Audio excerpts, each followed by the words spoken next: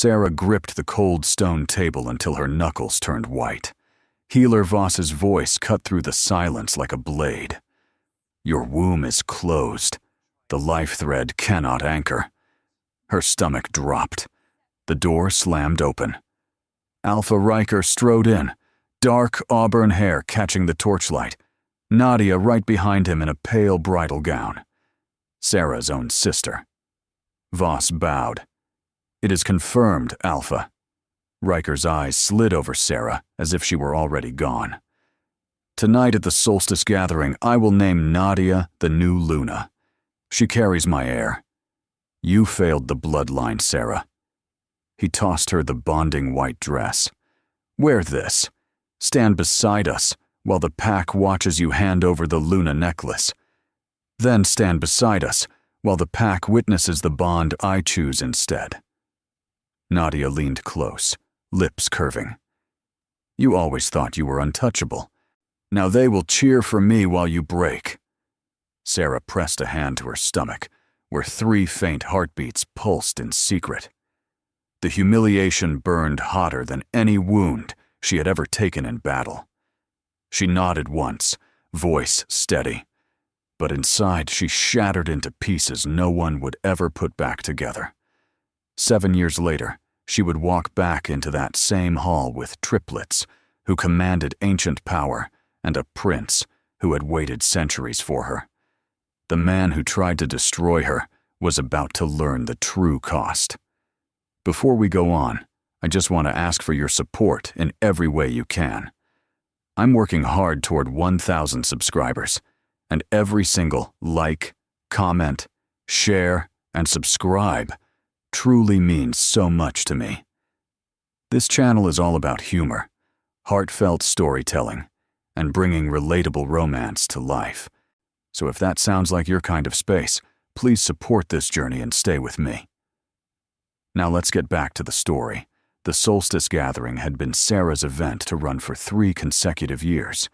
She had organized the seating arrangements and the torch placement and the flow of the serving rotation. She had coordinated with the kitchen staff about quantities and timing. She had walked the hall empty at midday each year to check the sight lines from the dais to the back tables, to make sure every seat had a clear view of the ceremony space, to look for anything that would disrupt the flow of a formal gathering. She knew the hall the way she knew the rooms of the keep she had managed, from the inside, from the work of it. She had done all of that for this solstice, too. 3 weeks of preparation. She had been mid-step through the East Wing corridor on the morning of the gathering when Nadia had intercepted her with the soft smile and the gentle voice and the insistence that the healer needed to run one more check of the fertility progress before the evening. One more, just to be certain. "Bring the good news to the gathering yourself," Nadia had said. "Everyone will be so pleased." Sarah had gone to the examination chamber, thinking she was going to receive confirmation of something she had already suspected. Something warm and certain that had been building for weeks inside her. She had been right about the warmth. She had been wrong about everything else. The Solstice Gathering Hall was packed long before the torches were lit. Sarah had helped organize 3 of these events as Luna. She knew the layout the way she knew her own breath. The long stone tables arranged in a horseshoe on the black granite floor, the iron brackets fixed at head height along the walls, the raised dais at the far end, where the Alpha sat above the room, on a chair wide enough for 2, but which Riker always occupied alone. She had stood beside that chair for 6 years and watched him occupy its full width without once making room. Tonight, she stood 3 steps below it. The white bonding dress pressed against her ribs with every inhale, the same dress she had worn when Riker first claimed her. Back then, the fabric had felt like freedom, like the start of a life that had been promised to her and was finally beginning. Now the sleeves felt tight around her wrists, the neckline sat wrong. The hem brushed the floor in a way that made each step careful and deliberate, as though even the dress wanted her to slow down and reconsider. She did not slow down. She took her assigned position, right side of the dais, visible to every person at every table. Riker sat in the iron chair above her. He wore his iron crown. He looked exactly as he had on the day she met him, broad through the shoulders, sharp in the jaw, with the kind of stillness that reads as authority until you have been close enough, long enough, to know it is simply the stillness of a man who does not need to move, because other people do the moving for him. His eyes moved across the room like a commander doing a pre-battle count. They landed on her for 2 seconds, confirmed her position, and moved on. 2 seconds. 6 years. That was accounting. Nadia stood to his left. The deep blue gown she wore had silver thread at the collar and cuffs. Sarah recognized the needlework. It was the same pattern Sarah had worn at her own bonding ceremony, ordered from the same seamstress in the lower market of the keep town. Nadia's dark hair was pinned in a style Sarah had worn 3 winters ago. Her hand rested on her belly, fingers splayed, making absolutely certain that the shape beneath the fabric was visible from the back tables. Sarah pressed the flat of her hand against her own stomach through the white dress. Beneath the fabric, beneath her own skin, 3 heartbeats moved in a quiet, steady rhythm. Not her imagination. Not hope made physical. Real, warm, certain. She had felt them for weeks and said nothing to anyone, not even when the morning sickness bent her double over the wash basin, not even when the warmth of them woke her at night, and she lay in the dark with her hand pressed against herself, wondering what they were and where they had come from, and what it meant that they existed at all. Healer Voss stood at the edge of the hall near the healer's alcove. His hands were folded at his waist. He wore his healer's gray. He had been at Ironmark for 11 years and had delivered diagnoses to 26 pack members in that time, and he had always been steady. Steady hands, steady voice, steady eyes. Tonight he had not looked directly at Sarah once. His shoulders were drawn too high for a man with nothing on his conscience. She had not understood it during the examination. She understood it now. Riker rose. The hall quieted so fast it was like watching a lamp being blown out. Brothers and sisters of the northern packs. His voice filled the room from end to end without strain. He had always known how to use a hall. The bond between an alpha and his mate is the foundation of the pack. It is not sentiment. It is structured. It is the promise that what we build will continue beyond us. He paused. The pause was precisely long enough to let the room feel the weight of what was coming. I must honor that structure tonight, even when the path is harder than I would have chosen. Sarah's fingers curled at her sides. She kept them loose. She had spent 4 years managing border negotiations with lords twice her age who had not wanted her at the table and had made that plain in every way available to them, short of saying it directly. She had learned to hold her face when the inside of her was something else entirely. She held it now. Sarah has served Ironmark with dedication, Riker continued. He looked at her as he said it. Generous. Sorrowful. The performance was very good. She has managed our Eastern alliances. She has run the border councils alone during my periods of illness. She has been loyal and capable, and I do not diminish that service. Another pause.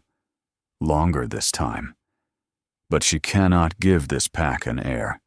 The healers have examined her and confirmed it. The life thread cannot anchor. And so under the old laws, witnessed by this gathering, I must name a new Luna. At the eastern pillar, a young guard named Jax was looking at the stone floor. His neck had gone red from the jaw down. He had ridden beside Sarah through 4 winters of border councils, and he had watched her hold rooms together with nothing but patience and precision. And he had eaten the bread she passed and drunk the water she ordered, and never once questioned whether she belonged there. He was looking at the floor very carefully. At the back of the hall, near the serving table, An older woman who worked the kitchens had turned her face toward the hearth wall. For 2 years, she had slipped Sarah an extra bread portion on the mornings when the herb treatments left her unable to eat a full meal. She had done it quietly, without comment, one woman recognizing that another woman was struggling. She was watching the wall. Riker stepped down from the dais. He crossed the 3 steps to Sarah. He stood close enough that she could smell the pine oil he used on his armor, the same smell she had woken up next to for 6 years. And he held out his hand, palm up. The Luna necklace. Sarah's fingers went to the pendant. The silver wolf was cold against her fingertips, even though it had been against her skin all evening. She had worn it every day for 6 years. She had touched it without thinking, the way you touch a thing that belongs to you. She lifted the chain from her neck. The pendant swung once in the air between them. She placed it in his palm. He turned. He walked to Nadia. He placed the necklace around her sister's throat with both hands, the same slow, deliberate motion he had used on Sarah's bonding night, and the silver wolf settled at the base of Nadia's collarbone. The hall erupted, cheers and stamping feet, and the percussive crash of cup handles against stone tabletops. The sound was enormous and hollow at the same time, the way a landslide sounds enormous from a distance and hollow from inside. Nadia let the cheers run for 3 full seconds. Then her eyes found Sarah across the noise, direct and clear. "Thank you for keeping the seat warm." Her voice was pitched low enough that only Sarah could hear it in the roar. "It was never really yours anyway. Everyone here always knew that." Sarah breathed in. She breathed out. She kept both hands loose at her sides. Riker pulled Nadia close by the waist. He kissed her hard in front of every Alpha Lord and packed the elder and border guard and kitchen worker in the room. Long. Definitive. The kind of action that is not an expression of feeling, but a statement of political fact. 2 seconds of it. 3. 4. Sarah's knees locked at the joint. She would not fall. She pressed the flat of her hand against her stomach through the white dress fabric and felt the 3 heartbeats answer her, steady and private, the only true thing in the room. Riker raised his cup. To the new Luna, to the future bloodline of Iron Mark. More cheers, more stamping. The old woman at the serving table raised her cup without turning from the wall. Jax raised his cup and set it down without touching it to his lips. Sarah stood in the white dress through the first hour of the celebration. She carried a platter when a serving boy needed a hand. She answered the sympathetic condolences of 2 border lords with careful thanks and a steady face. She refilled cups when cups needed filling. She smiled when the moment required a smile. She breathed when her body told her it had been too long. Nadia passed her twice in the first hour. The second time she stopped and pressed 2 fingers to the silver wolf pendant at her own throat, slow and deliberate, holding Sarah's eyes while she did it. "You always said patience was a virtue. I suppose you were teaching me all along." Sarah turned toward the water pitcher. Her hand shook as she poured. She set the cup down before the trembling reached her fingers. She lasted the 3rd hour. When the lords began trading territorial maps and hunting rights, at the tables she slipped out through the side passage near the kitchen wing. No one marked her exit. She walked to the east wing guest chamber that had been her own rooms that morning, stripped out of the white dress, and pulled on traveling leathers from the chest beneath the window seat. She braided her hair flat and tight against her skull. She laced her boots to the knee and tied them double. The window ledge was 8 feet above the kitchen garden. She climbed out, hung by her fingertips from the stone sill, and dropped. The impact jarred both knees hard. She stood, shook the pain out of her legs, and walked through the herb rows to the outer wall. The forest took her in without ceremony. Pine branches closed overhead, and the noise of the hall dissolved behind her into nothing. Cold air ran in long currents that smelled of snow and bark, and the clean, particular cold of deep winter forest. She ran, not the panicked sprint of someone who has lost control, but the long, measured loop of a wolf who has made a decision and is simply executing it. The Ashfield Barrens opened 3 hours east by foot through heavy forest. Every pack child had been told the same warning about Ashfeld. Nothing lived there. Nothing grew there. The ground was dead from an old burning no one alive could name, and the mist that rose from the ash was not a healthy mist. Sarah had told those same warnings to children herself. She had believed them the way you believe the warnings of people who do not know what you will need the place for. She crossed the tree line into the barrens on a walk, her steps slowed for the first time since she left the hall. For one moment, just one, her body gave in. Her knees buckled, and she caught herself on the ash-covered ground, breath breaking apart in her chest. Not from weakness, from everything she had refused to feel. She pressed her hand to her mouth, forcing the sound back down, forcing herself still.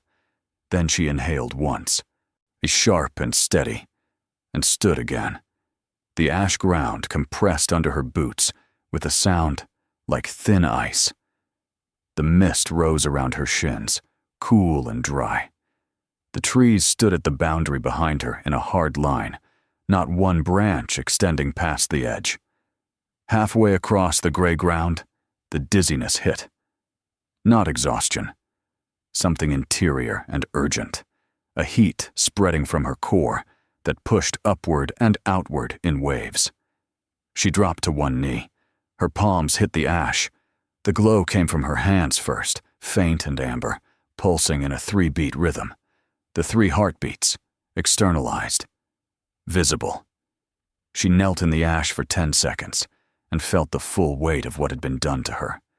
The months of treatment, the careful doses of poison dressed up as medicine, the appointments with Voss that had felt clinical and professional and which now she understood completely. All of it pressing down at once like a stone placed on her chest. 10 seconds. No more. She stood, brushed the ash from her palms, found the distant outline of the stone tower against the winter sky. She walked toward it. The temple was built without mortar. Each black stone block fitted to the next with a precision that no living craftsman in the Northern Territories could have replicated. The outer courtyard sat clean in the middle of the ash plain, the gray ground stopping at its boundary as exactly as the forest stopped at the barren's edge. Inside the boundary, the earth was packed dark and damp, and the air was different, warmer and drier, with a faint sweetness underneath the cold that had no obvious source. A well stood at the center of the courtyard. Sarah crossed the packed earth and pulled the rope. The bucket came up heavy and cold, the rope clean, and the ironwork at the top well maintained. She drank with both hands cupped until the warmth in her core steadied, until the 3 heartbeats slowed from their urgent flutter into something longer and stronger, like a rhythm that has found its proper tempo. That water is not for wolves. She spun. The knife was in her hand before the turn was complete. The man standing 10 feet behind her had crossed the packed earth courtyard without making a single sound. He was tall, broader through the shoulders than he first appeared, with white hair falling loose to his shoulders. His face was outside the usual categories of age, not young, not old, but somewhere removed from both, the way very old mountains are removed from the question of their age. Silver-gray eyes moved from the knife to her stomach and then to her face with the particular calm of someone who has already made an assessment and is at ease with the results. Sarah kept the blade level. "Who are you?" "Prince Salem, last warden of Ashfeld. I have kept this temple and its grounds since before your pack drove its first iron gate post into the earth at Ironmark." He did not move toward her. He did not step back. He simply stood in the courtyard and let the information settle. The water is for the temple only. Under the circumstances, I am willing to make an exception. What circumstances? The 3 lives you carry. His voice stayed level, the voice of someone communicating facts rather than performing concern. Swan and the herb compound that has been working against them for approximately 4 months. I recognized its signature when you crossed the outer boundary. The water counteracts the specific compounds used. It will not undo what has already been done, but it will stop further progression. Her knife hand dropped. Not all the way. You can sense them. The stones can sense them. I am simply better at interpreting what the stones tell me than most people would be. He nodded toward the inner doorway, where warm light showed through the gap in a heavy curtain. Come inside. You need heat and food and rest. The ash plain is not a hospitable environment for a pregnancy that has been under consistent assault for 4 months. Sarah looked at the doorway. She looked at the man in front of it. She thought, I am standing in the Forbidden Barrens at midnight with 3 children inside me and a knife in my hand, and this is the most rational choice available. She sheathed the knife. She walked through the door. The inner hall was low-ceilinged, wide hearth, stone-floored and warm. It smelled of bread and wood smoke, and the dry, sweet smell she had noticed in the courtyard air concentrated here. A table held food without ceremony, a clay pitcher, 2 cups, a loaf that was still warm enough to have a soft crust, salt butter, and dried apples. Salem set a bowl of broth on the hearth hook to warm, and then sat at the far end of the table with a bound book and began reading. He did not watch her eat. He did not monitor the pace of it, or check whether she was finished, or ask whether it was enough.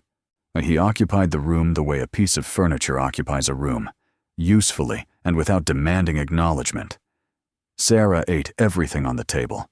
She was not ashamed of this. She had been running on poison and inadequate food for months, and her body was conducting a correction that overrode any other consideration. When the broth came off the hook, she wrapped both hands around the bowl and drank it standing at the hearth. How long have you been here alone? Salem turned a page. Long enough that alone stopped feeling like a description and started feeling like a condition. He did not look up. Long enough that I have stopped counting by years and started counting by events.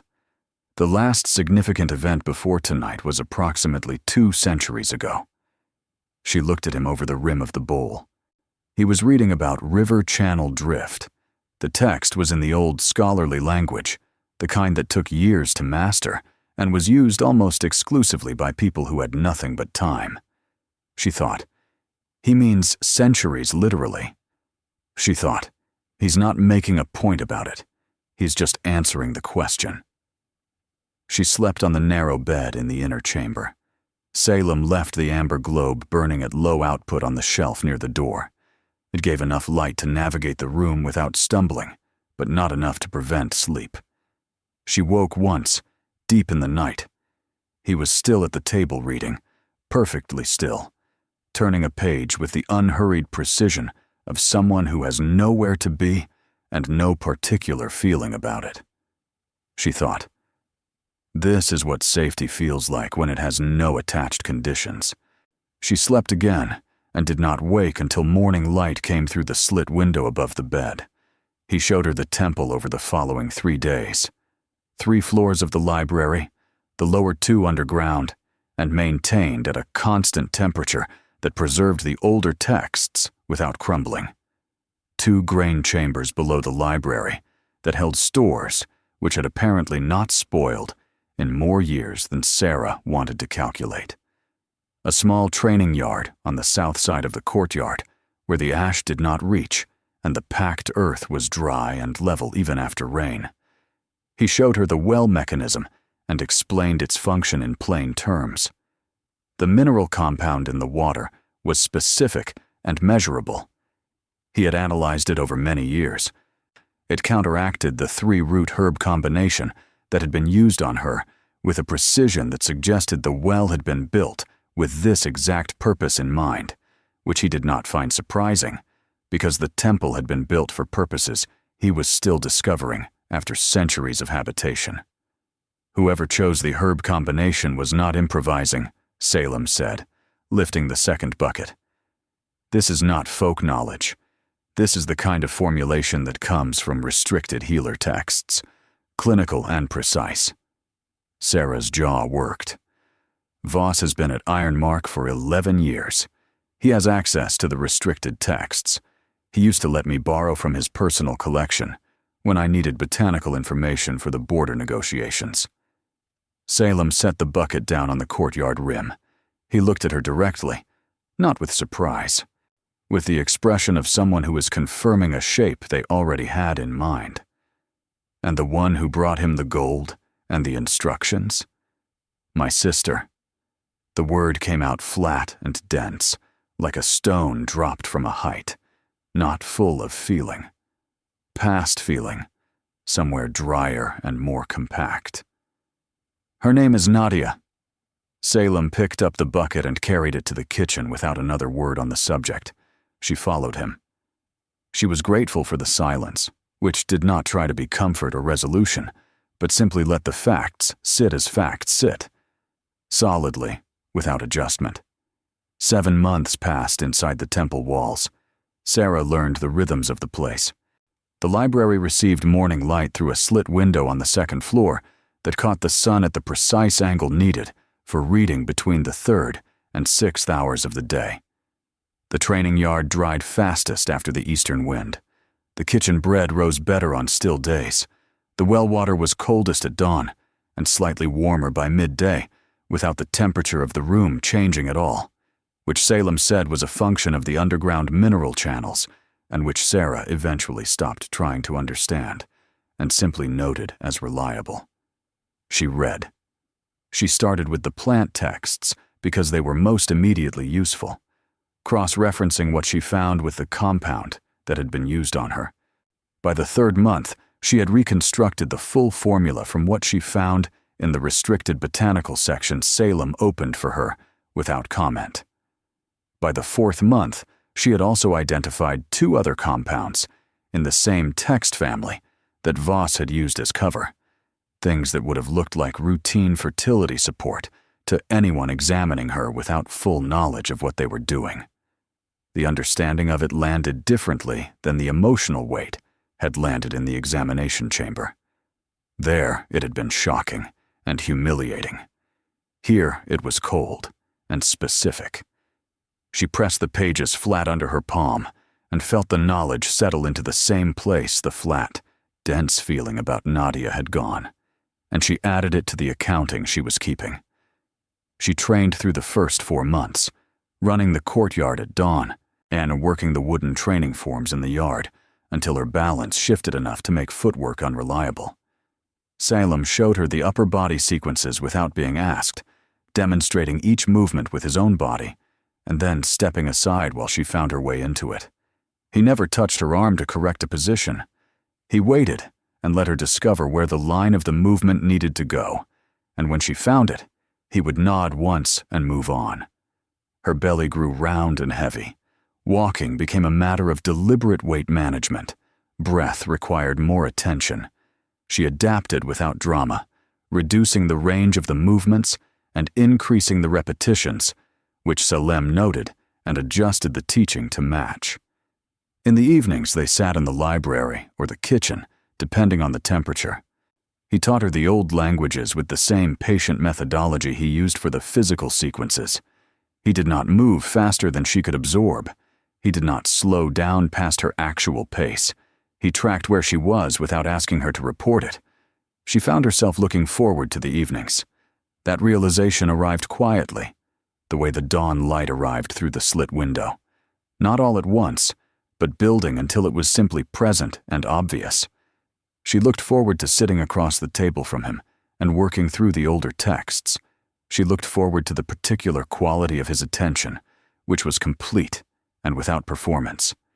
She looked forward to the sound of him turning pages in the other room at night, which had become the sound that meant she was not alone. She had not looked forward to anything in 6 years. She had done things and managed things and endured things, but looking forward had not been part of the available experience. Near the end of the 7th month, she sat in the training yard in the early evening working through an arm sequence. The air was cooling fast, her breath visible in small clouds. Her belly was enormous, and each breath took conscious management. Salem brought a cloth out without being asked and set it on the low courtyard wall beside her. She took it and pressed it against her face. When she lowered it, he was standing nearby looking at the sky. The last light had gone amber and deep, rose at the horizon. The ash plane caught the color and turned faintly gold. She stood from the low seat and stepped close to him. He turned when he heard her move. She was near enough to see the silver threads in his irises, the ones that moved when the light changed, like metal responding to temperature. "You have given me back my strength." Her voice was quiet in the evening air. He stayed very still. His voice was quiet and direct. "You brought your own strength here. I simply gave it space to grow." She rose on her toes and kissed him. It began slowly, more inquiry than declaration. His hands settled at her waist with great care. Fingers spread to carry weight without pressing, and the inquiry received its answer and deepened. The warmth between them was not the cold, obligatory intimacy that had characterized 6 years in Rikers Hall.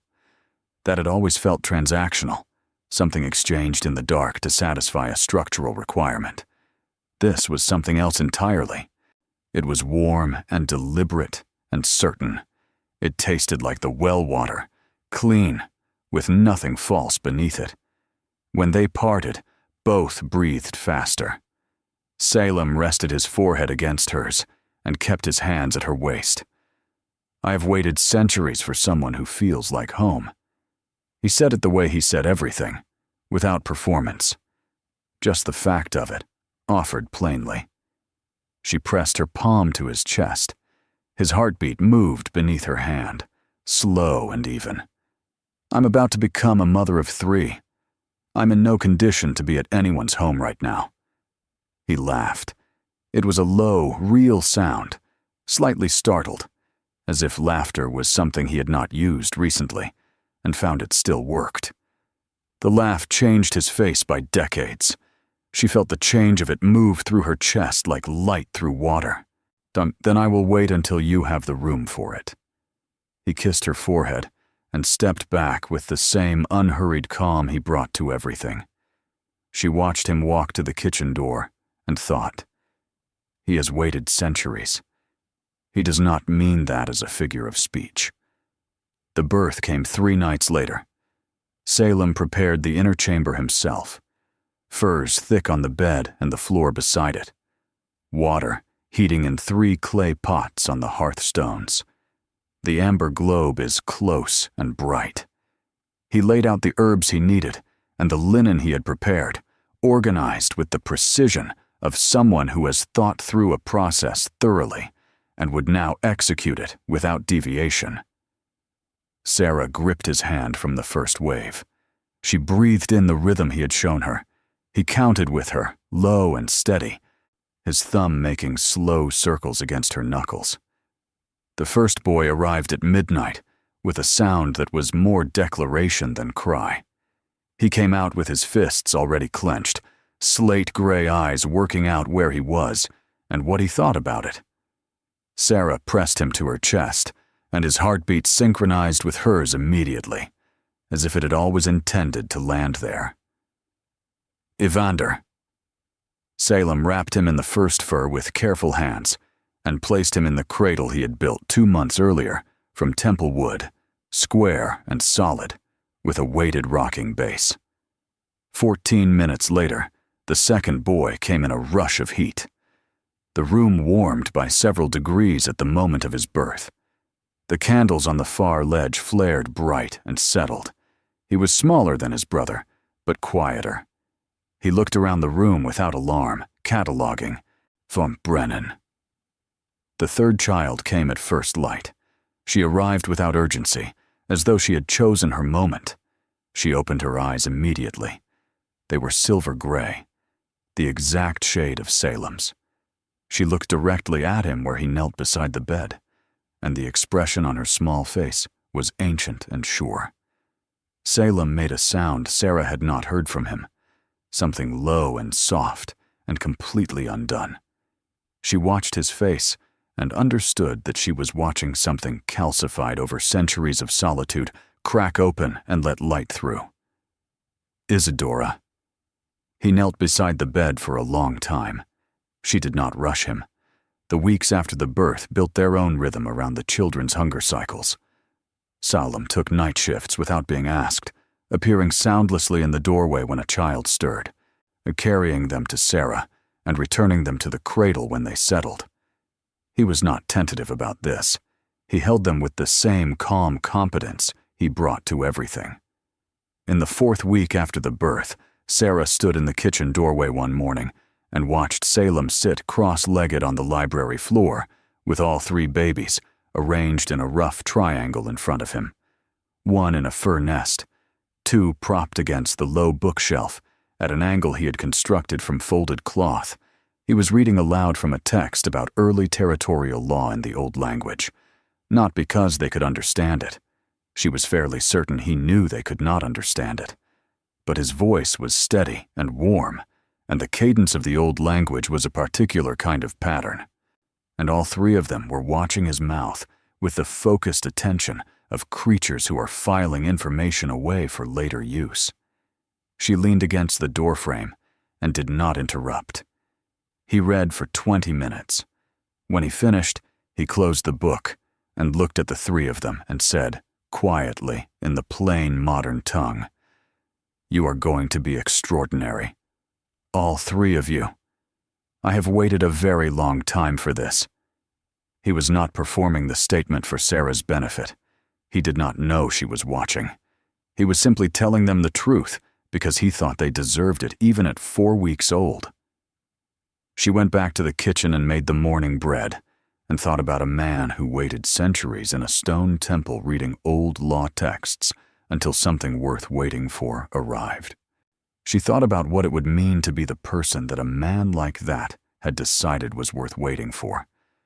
She thought about the 3 heartbeats she had pressed her hand against in a dark hall full of people who were cheering for her replacement, the ones that had survived months of poison and 3 hours of flight through a pine forest and a crossing of the ash barrens.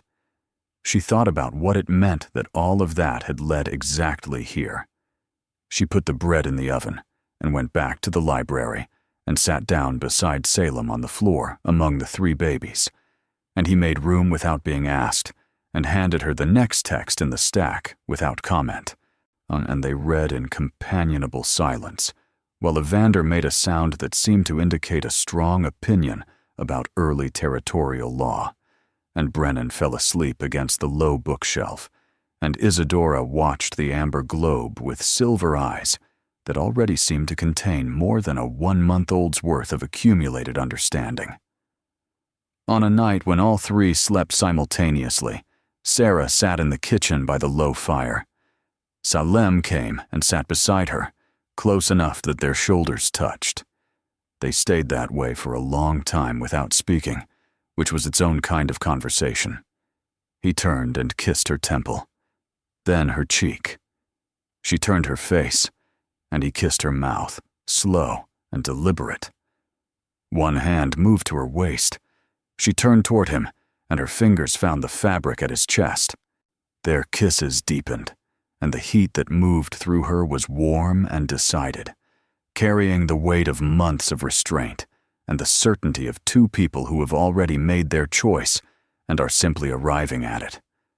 The cold kitchen warmed between them. His hands were careful and knowing. She felt nothing of the cold obligation of Rikers Hall. This was something she wanted, and she had never confused the 2 before. But she understood the difference now, with a clarity that settled the matter permanently. When they finally parted, the fire had burned low, and the room was lit only by the amber globe on the table.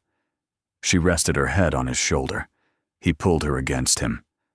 Outside, the Ashfeld Barrens lay still and gray under a full sky of winter stars. 7 years passed, and the children became themselves, which is the most complicated and most straightforward process in the world. Evander discovered shifting at 3.5. His form was slate gray, with shoulders too broad for his body size, built for impact even at half-grown, and he shifted back by himself the second time, which Salem said was the fastest recovery of form in any record he had read across 2 centuries of teaching children. By 5, Evander was running through the training yard daily, and by 6, he had developed the particular habit of solving problems by moving through them. When something confused him, he ran laps of the courtyard until his body exhausted the available agitation, and his mind cleared enough to approach the question cleanly. Salem found this approach entirely logical. Sarah found it exhausting to watch and effective to observe. At the age of 6, Evander made a decision that Sarah observed without comment. He had been sparring with the temple's wooden training poles for 2 years, using techniques Salem had taught him with the older fighting forms. He came to Sarah one evening after training and told her, with the directness he applied to everything, that he wanted to learn the border negotiation protocols. Not because he needed them now, because the kind of strength that got things done in rooms was different from the kind that worked in a training yard, and he wanted both kinds. She taught him. She started with the eastern boundary disputes she had managed during the 4 years of her time as Luna, walking him through each situation, the people involved, what they wanted openly, what they wanted beneath that, what she had traded to reach an agreement that held. He listened with the same focused attention he brought to training, asking precise questions and storing the answers. By the end of the 7th year, he could walk Sarah through a hypothetical negotiation and identify the 3 most likely positions of a room before he entered it. Brennan did not shift early. He sat near the courtyard boundary and watched Evander shift and run through the ash plain and come back and shift again, and his interest was in the observation rather than the participation. His particular gift revealed itself at 3 when the kitchen fire went out during a cold snap, and he placed his hand against the hearthstone, and the room temperature rose. He was not alarmed by this. He was curious. By 5, he was warming specific objects by specific amounts, with concentrated intent. By 7, he had enough control to warm one corner of a room without affecting the adjacent wall, and was keeping careful notes on the process in clay tablets that Salem had begun firing specifically for his use. Brennan's relationship with information was different from his brother's. Evander absorbed and acted. Brennan absorbed and organized. He kept a running record of everything he observed that he could not yet fully explain. The rate at which different materials retained heat, the way ambient temperature affected his own concentration, the correlation between his emotional state and the precision of his output.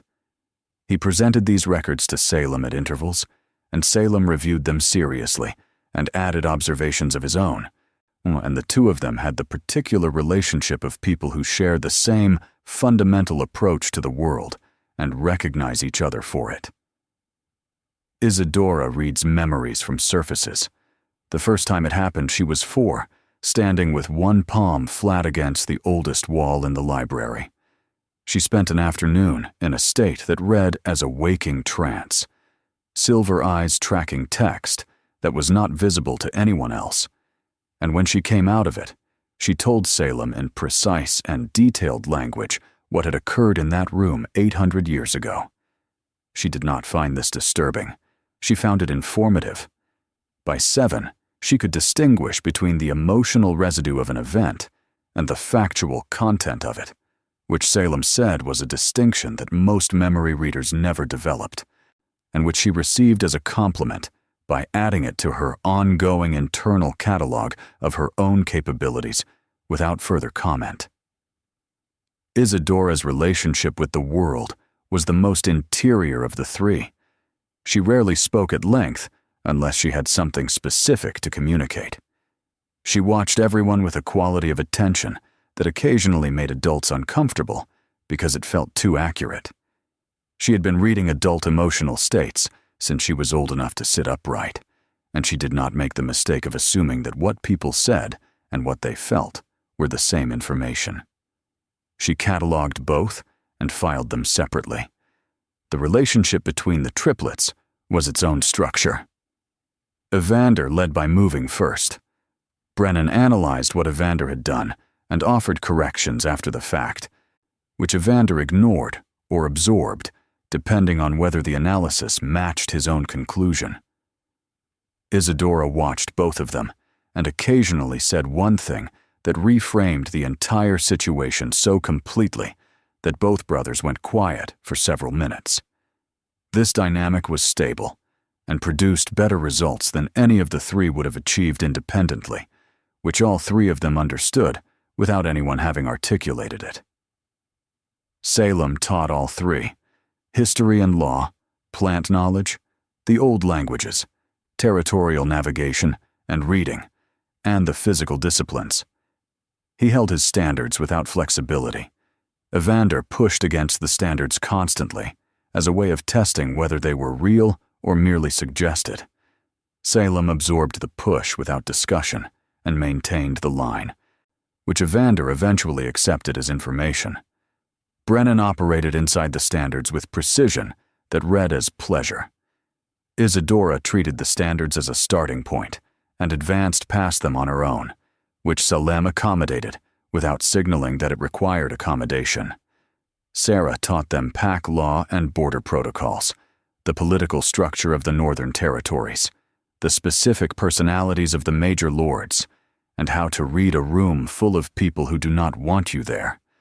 She taught them these things through conversation and through story and through the deliberate act of explaining her own experience clearly and without the softening that adults sometimes apply to difficult truths when speaking to children. They received difficult truths the way they received everything, as information to be stored and used. The life they built in the temple was real. It was not a waiting life or a hidden life or a life suspended until something better became available. It was the life itself, built from the available materials with care and intention, and it was good. The black bird came out of the east on a morning in late autumn of the 7th year. Salem read the message cylinder at the kitchen table, turned the scroll once in his hands, and brought it to Sarah without changing his expression. She read it. Her jaw tightened from the back teeth forward. Riker had called a grand conclave at the Velmore Meeting Hall, the largest gathering hall in the Northern Territories. He had styled himself High Warden of the Northern Territories in the document header, a title that had not existed under any covenant Sarah had ever read. He was presenting his heir, a boy named Davin, age 5, as the future of the bloodline, and he had drafted new territorial covenants that would consolidate his oversight of 7 packs under his single authority. The conclave was set for 3 weeks out. Evander appeared in the kitchen doorway with ash on his practice leathers and his chin already up. "We're going, right?" Brennan came in behind him with a clay tablet under his arm. He set it on the table beside Sarah's elbow. "Riker's trade balance accounts will show significant manipulation after 7 years of unchallenged management. I have been building comparative projections using the Eastern road fee schedules I found in the archive texts. I would like to verify them against the actual Iron Mark ledgers." Isadora came in last, a bound text against her chest. She did not look at the scroll. She looked at Sarah. "Davin is frightened. He does not understand what they want him to be, and no one is explaining it to him. He needs brothers and a sister." Sarah looked across the table at Salem. He had been watching her face since he handed her the scroll. Now he gave a single, precise nod. Not permission. Not instruction. Simply, "I am with you in whatever direction you choose, and I am ready to leave whenever you are." She turned to the 3 children. Go put on your good leathers. We leave at first light. Before they step back into that world, I have to ask you this. Do you think she's going back for revenge, or to take everything back?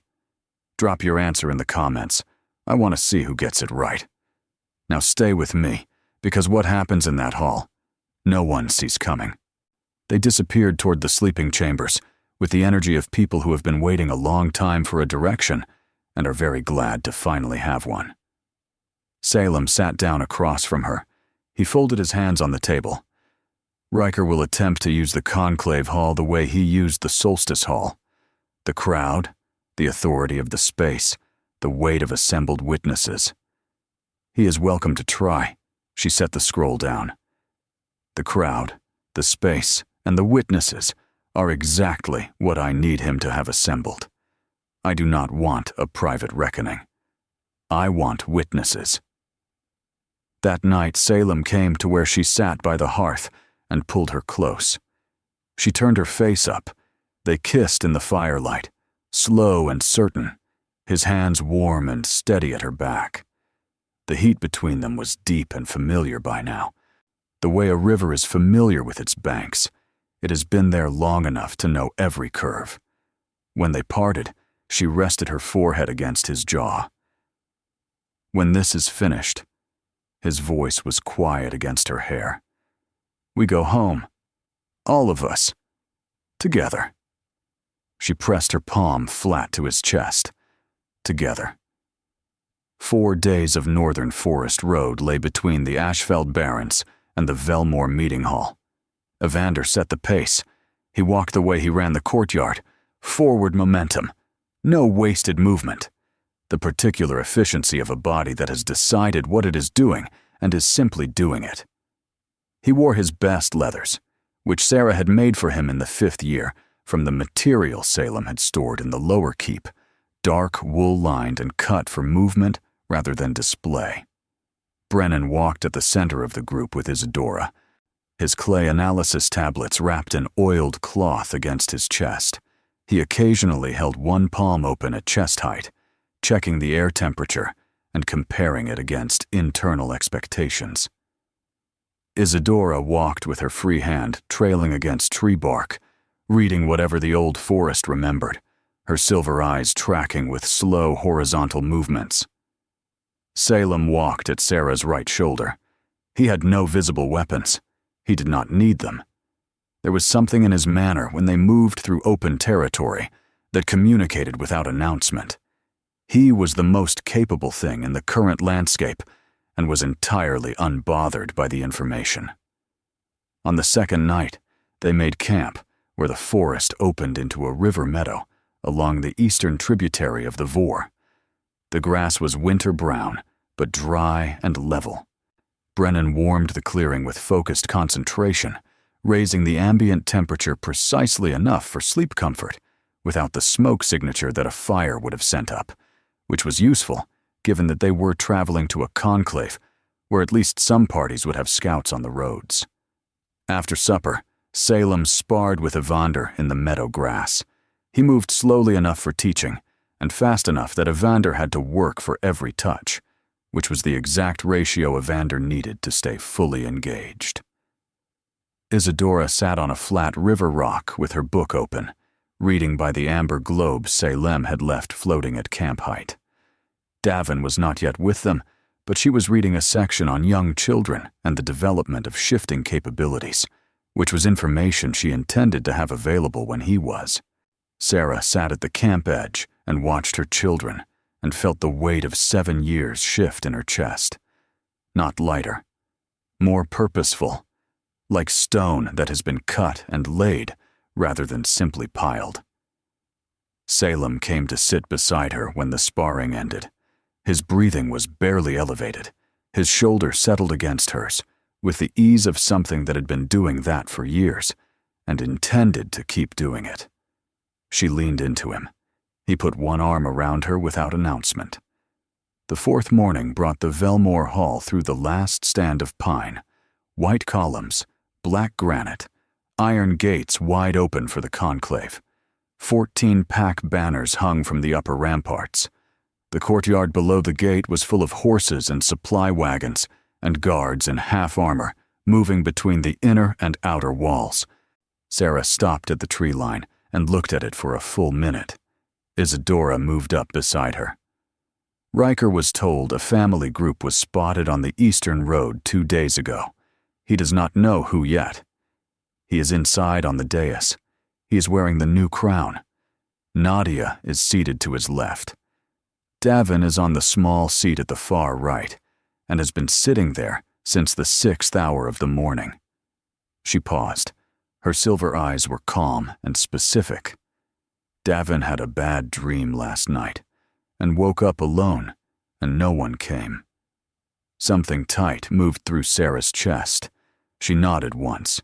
She looked at her children. Stay together until we are inside, and I have addressed the hall. After that, follow where you are needed. Evander rolled his shoulders. Brennan checked the temperature of the air. Isadora simply walked forward, and they followed her out of the trees. The guards at the gate watched them approach. They held their positions for 5 seconds. 4 seconds was the normal reaction time for a standard family group. The 5th second was the one in which both guards registered that the woman leading the group was wearing iron mark leathers and walking with 3 children who moved like trained fighters, and an older man behind her, whose silver-gray eyes had not blinked once since leaving the tree line. The gates were open. Sarah walked through them. The great hall was arranged for conclave. Long stone tables in the horseshoe configuration. The raised dais at the top. Riker sat in the high seat in a new iron crown, heavier and more elaborate than the old one. His jaw was set with the tension of a man whose preparation is being rendered insufficient in real time. He registered her the moment she came through the doors, and the color left his face in stages, from the jaw up, going gray in the specific way that happens when something a person has suppressed for years arrives without warning. Nadia's hands curled in her lap until the knuckles showed white through the skin. Davin sat on the padded stool at the far right of the dais. Dark hair. Riker's jaw.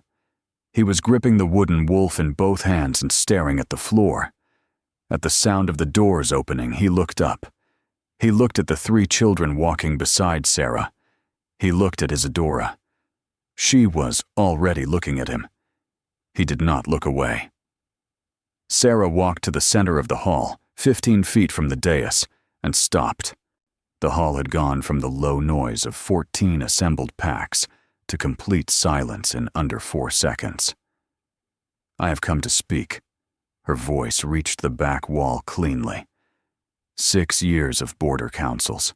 4 years of managing rooms full of people who did not want to hear from her. She had earned this voice in the hardest way available, and she used it without apology. Riker's voice cracked. Guards! 6 guards moved from the walls. They were halfway across the floor when Salem's silver-gray eyes settled on them, with the particular stillness of something that has existed for centuries and is entirely unbothered by the immediate situation. The guards stopped 4 feet from Sarah. They did not back up. They simply could not continue forward. Their training had not equipped them for what they were reading in those eyes. Sarah raised one hand. They did not move further. Sarah turned to address the hall. She did not look at Riker. She moved her gaze across the long stone tables, across the 14 Alpha Lords and their advisors and border captains, across the elder witnesses seated at the back, across the guards at the walls. She had managed more hostel rooms than this. She let the room settle into the fact of her before she spoke. 7 years ago, I stood in a hall like this one and accepted a public rejection based on a healer's diagnosis that my womb was closed and that I could not carry an heir for Iron Mark. Every witness in that hall accepted the diagnosis. Every person deferred to the healer's word, as they were expected to do under pack law. I accepted it myself, because I did not yet understand what had actually happened in the examination chamber that morning. She paused. I understand it now. She turned toward the healer's position at the edge of the hall. Voss stood where healers always stood at large gatherings, near the side entrance with his hands folded. He had not moved since she came through the main doors. He was looking at her now, directly, with the expression of someone who has been waiting 7 years for a moment and has finally stopped being surprised that it arrived. Healer Voss, come forward. He walked from the wall. Each step was the step of a man who has made a decision in his own head and is executing it now, past the point of revision. He stopped 4 feet from Sarah and raised his eyes to her face for the first time since the morning of the examination. Tell this hall what you did 7 years ago, and understand that whatever you say next will decide how you are remembered. Voss opened his mouth, then closed it again. His eyes flicked once toward Nadia, then to the floor. When he spoke, his voice trembled from the first word, and this time, he did not try to hide it. 3 nights before the solstice gathering, Nadia came to my surgery. She brought 40 gold marks and a written document that threatened my son's placement in the Southern Healer colleges if I did not comply. She instructed me to alter the examination reading, to report Sarah as barren. He swallowed. His hands had come apart at his waist and hung at his sides. Sarah was not barren. She was carrying the triplets. She had been carrying them for approximately 3 weeks at the time of the examination. Nadia knew, and Alpha Riker knew. They had known each other for 3 weeks before the solstice gathering. The hall did not erupt immediately. There was a second of pure, solid silence in which 14 Alpha Lords absorbed what they had just heard. Then the noise came, low and rough and large, the sound of a room full of powerful people revising their understanding of a political situation they had been inside for 7 years without knowing it. Nadia stood. He is lying. Voss was compensated for years of service and has now invented stories for whoever offers him the better position. Her voice was steady. Her hands at her sides were not. The fingers moved in small, irregular contractions. There is no evidence for any of this. Isadora walked forward. And she was 7 years old, and she walked with the certainty of someone who has never questioned her own ability to do the thing she is doing. Her silver eyes fixed on Nadia across the 15 feet of granite floor and didn't move. She stopped at the center of the open space between the dais and the long tables, equidistant from every witness in the room. I can't see everything clearly, but I see enough.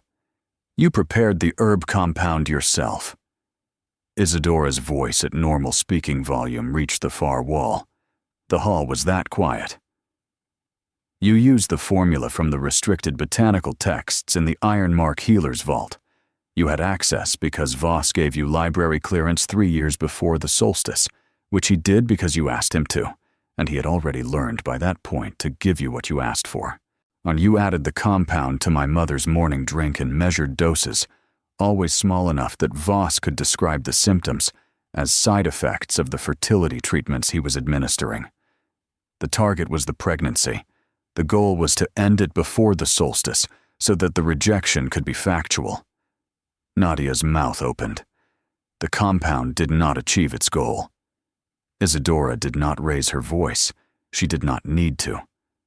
We survived it. All 3 of us.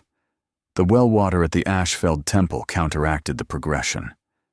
She paused for exactly 1 second, the pause of someone who knows what comes next and is giving the room its last moment before it arrives. There is a second thing. The night my mother fled Ironmark, the memory is broken, but I saw enough to know Riker sent a hunting party after her, not to bring her back.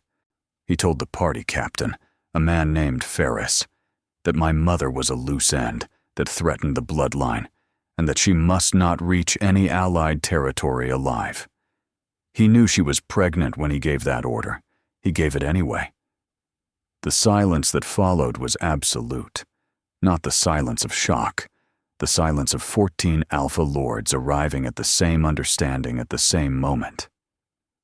Ferris is currently assigned to the Velmore Gate Guard rotation, Isadora added. He is the guard who stood at the left post when we entered. If the Conclave wishes to question him, he is available. Riker's expression hardened instead of breaking. This is manipulation, he said sharply. A child's trick dressed as truth. But his grip on the high seat tightened anyway, the knuckles slowly draining of color.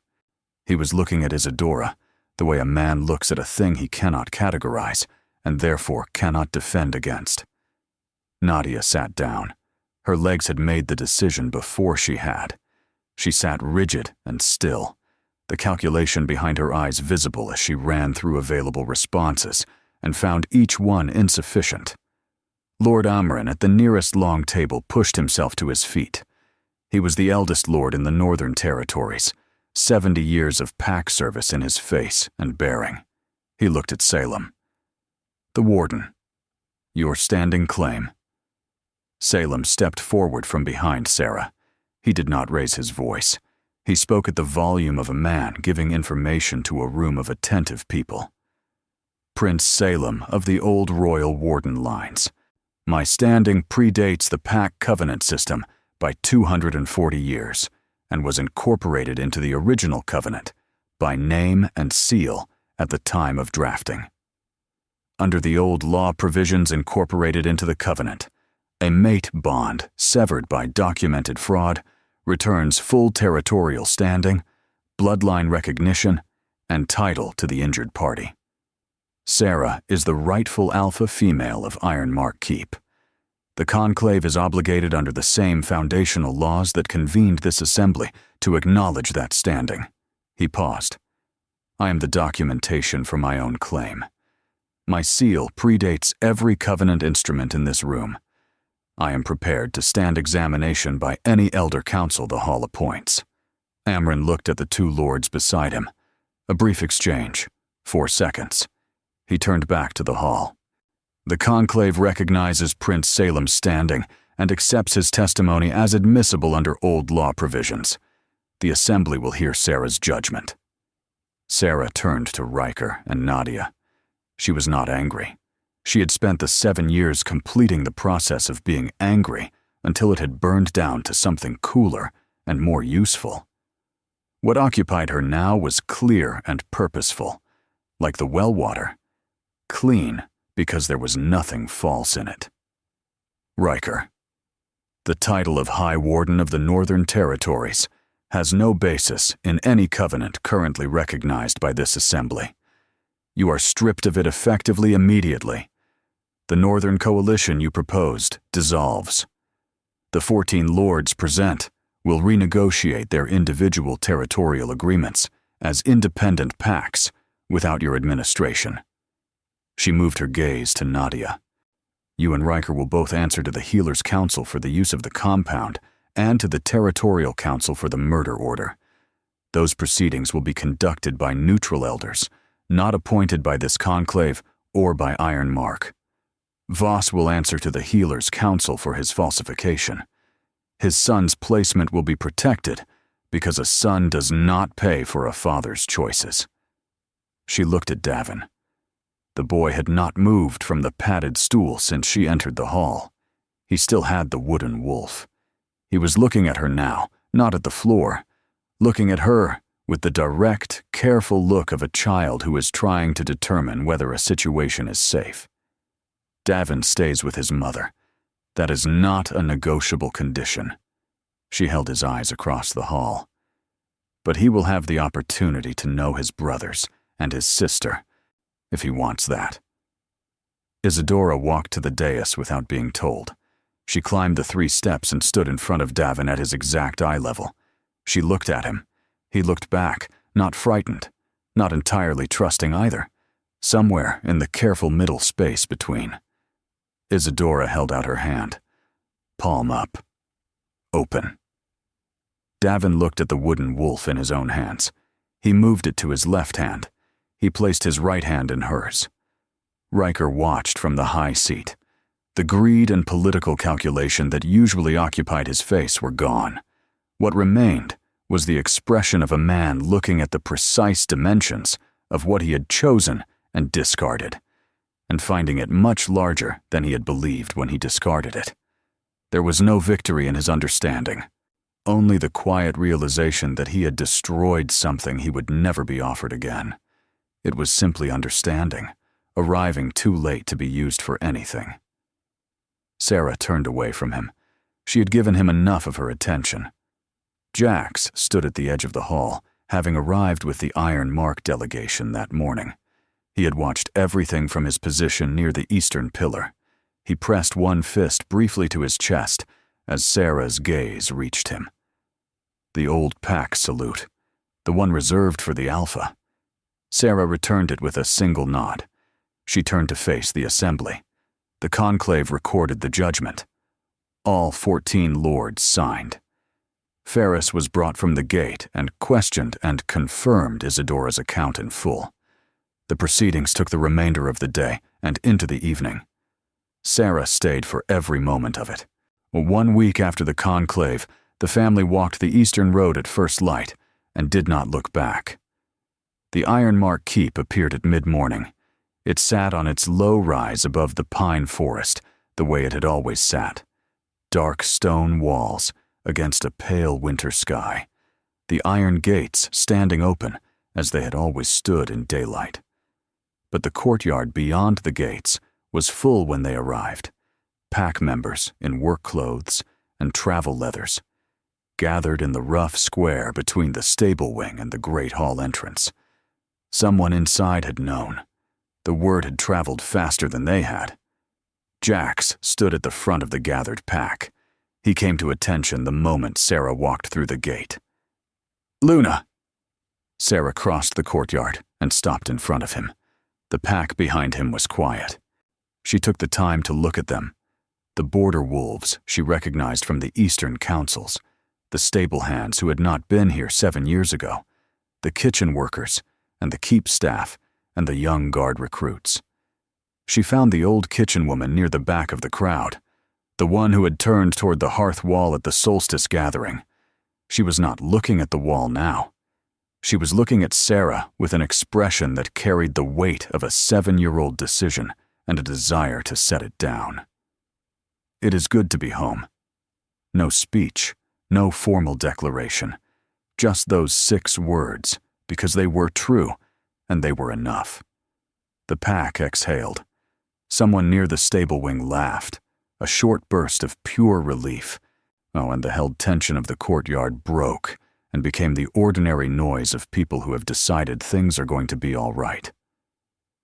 Evander was already moving. He cut through the crowd toward the training yard on the east side, and when he got there, he stopped and stood with his hands on his hips, looking at the practice posts with the expression of a person who has found a significant problem and intends to address it immediately. "These have not been maintained properly," he announced to the general air, in the specific tone of someone who is not looking for agreement, but is establishing a record. He turned to the nearest border wolf. "Who has been running the morning drills?" The border wolf blinked.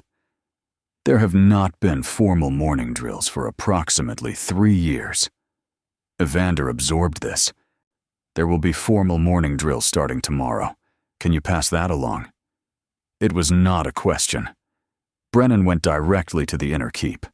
He walked through the main hall without stopping, turned left at the second arch, and opened the accounts chamber door without hesitation, as though he had the layout from a map no one else had seen. He stood in the doorway and looked at the shelves of ledgers for a full minute. 14 years of records. He pulled the nearest ledger from the shelf, sat at the table, opened it to the current year's accounts, and did not emerge for the rest of the day. Isadora moved through the great hall with Davin beside her. She had not released his hand since the conclave, and he had not pulled it back. She showed him the hall without rushing, not touching each column and wall with her free palm, and quietly describing what the stone held in its memory. Davin listened with the complete attention of a child, who understands that something important is being shared and does not want to miss any of it. When they reached the hearth at the far end, Evander appeared from the training yard. He had apparently completed his initial assessment and decided indoor matters took temporary priority. He stopped in front of Davin. He studied him for a moment with the direct, evaluating look he used when deciding whether something was worth his time. "Want to see me shift? It is easy when you have proper instruction." Davin considered this seriously. He looked at the wooden wolf in his left hand. "When you shift, do you choose the color?" "The color, yes. The size, not yet." Evander said it with the honesty of someone who prefers accuracy to comfort. "Salem says I will have control of the size when I stop being impatient. I am working on it." Davin looked at the wolf again. Something in his face moved, something cautious, relaxing to a degree. "Okay." The afternoon settled the keep into its new configuration. Jax organized the border rotation that had been running without formal direction for 3 years into something functional by the 4th hour. He brought the reorganization plan to Sarah before implementing it, laid it on the table with the precision of a man who wants to do this correctly, and waited while she read it. She made 2 adjustments. She returned it. He went. At the 4th hour, the kitchen woman appeared in the hall doorway with a clay pot of broth and a tray of bread. She set them on the long table without ceremony. When Sarah came through, she straightened and looked directly at her. "Welcome back, Luna." The words carried what the words needed to carry. "I am glad you came back." Sarah took the cup she was offered. She drank it standing at the table. "Thank you, Marta." The old woman nodded and went back to the kitchen. The accounting was done. That evening, Sarah walked the battlements. The moon was full and hard over the pine forest, the kind of winter moon that turns the treetops silver and throws precise dark shadows across the snow. The cold is a bit clean. She stood at the parapet with both hands on the stone and looked out over the dark canopy and felt the keep at her back. The weight of it, the history of it, the warmth of people and fires and animals inside it. She heard Silem's step on the stone behind her. She waited until he was beside her before she turned. He stood close, not quite touching, but close enough that his warmth was present through the winter air. His eyes were on the forest. "The children?" she asked. "Evander and Davin are in the east room. Davin still has the wooden wolf, although he set it on the ledge above the bed rather than holding it." A pause. "Brennan is still in the accounts chamber. I told him he could continue in the morning. He did not look up." Another pause. "Isadora is in the library. She found the old map texts that predated the current territorial records. I left her the amber globe." Sarah smiled. A real one. "They are fine." "They are home," Salem said. She turned to face him. His eyes moved from the forest to her face and stayed there. She reached up and set her palm against his jaw. He was warm under her hand, as he always was. The warmth that had nothing to do with temperature and everything to do with the specific quality of his presence. His hand came up and covered hers. She kissed him. He kissed her back. His arms came around her, and she moved into them, her hands at his chest. And the kiss carried the full weight of everything that had been traveled to reach this moment. 7 years of the temple.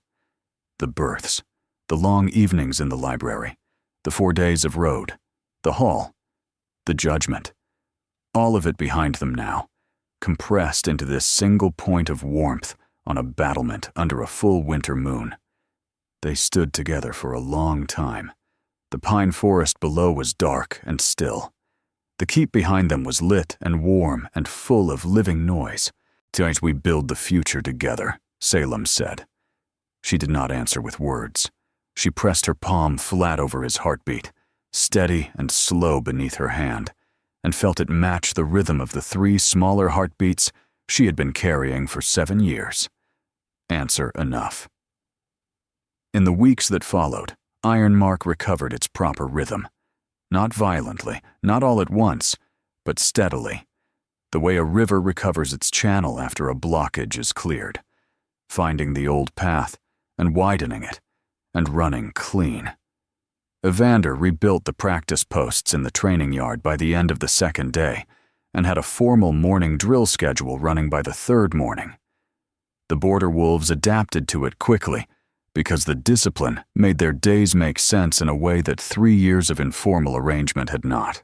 So by the end of the first week, 2 of the senior border wolves were requesting the schedule in advance so they could organize their rotation around it. Brennan emerged from the accounts chamber at the end of the second week with a full analysis.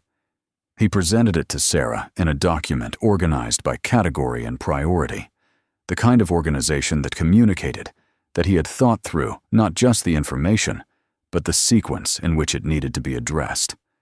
Sarah passed it directly to Lord Amran's administrative liaison, who spent 4 hours working through it, and returned it to Sarah with a written note.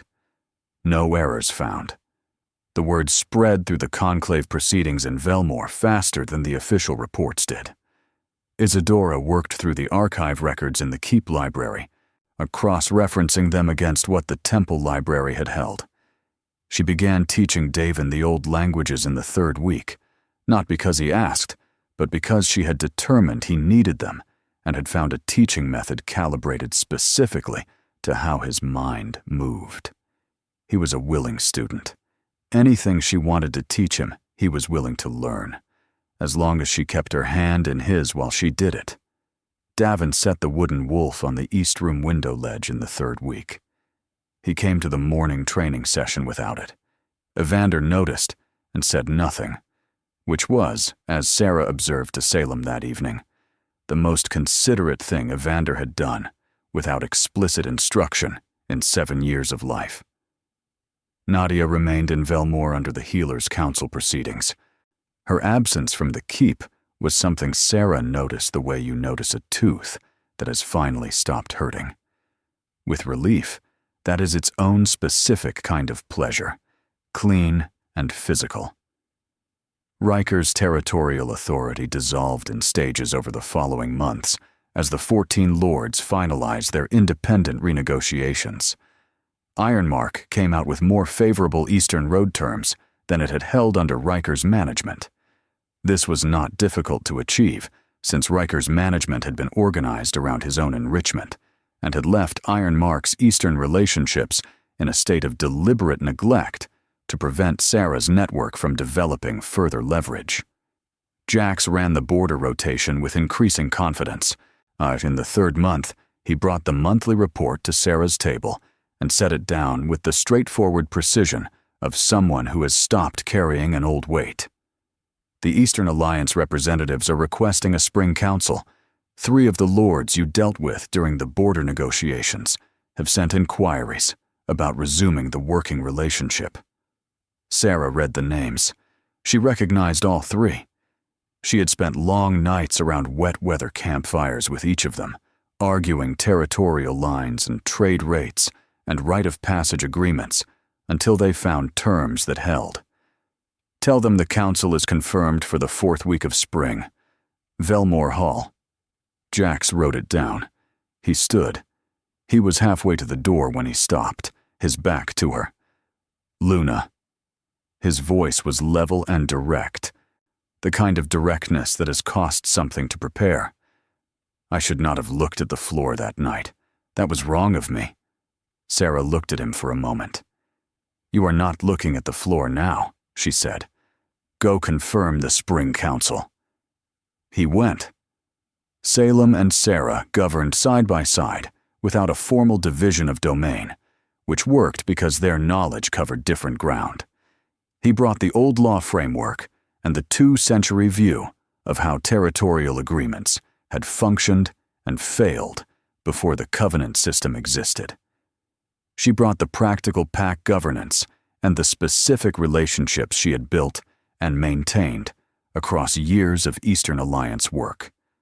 Together, they handled what neither could have managed alone, and neither spent time competing over the same territory. On a morning in early spring, Sarah walked the battlements at dawn. The moon had set. The sky was the specific dark blue that comes just before color returns to the world. Below, the pine canopy was showing the first green at its tips. The air smelled of thaw and bark, and the living smell of a forest coming back from the cold. In the training yard below, Evander was already running Davin through a movement sequence. Davin was not fast. He was precise, following each instruction with complete attention. Evander corrected him twice, each time with a patience that Sarah had not previously observed in him. The patience of someone who has decided that this specific person's progress matters to them personally. From the accounts window, Brennan's head was bent over his work, and the morning light falling across the clay tablets he had arranged on the sill. Unhurried. Organized. Already the person he was growing toward, just smaller. From the library 2 floors below the battlement, through the open shutter, Sarah heard Isadora reading aloud in the old language. Davin's voice answered her, halting and working through the sounds carefully. Isadora corrected him without impatience. He tried again. Salem came up the battlement steps and stood beside her without ceremony. He carried a cup of broth. He handed it to her. She took it and leaned her shoulder against his. She had walked through fire and came out carrying light. She had built a family no betrayal could touch. She had walked back into the hall that had broken her and had not broken again. She had given her children the thing she had not had, a home built from truth. The forest below was green at its edges and growing. Salem's shoulder was warm and solid against hers. She pressed back. He pressed back. Behind them, the keep breathed with the warmth of fires lit and meals being made, and children growing into themselves with full knowledge of who they were and where they had come from. That history would not disappear. It had made them, but it was behind them now. The way a hard road is behind you once you have reached the place you were walking toward. That was enough. More than enough. It was the whole of it. If this story stayed with you, don't just scroll away. Take a second to like and tell me, what part hit you the hardest? Was it the betrayal, the comeback, or the moment she returned with everything they thought she lost? Your support means more than you know, and there are more stories like this waiting for you.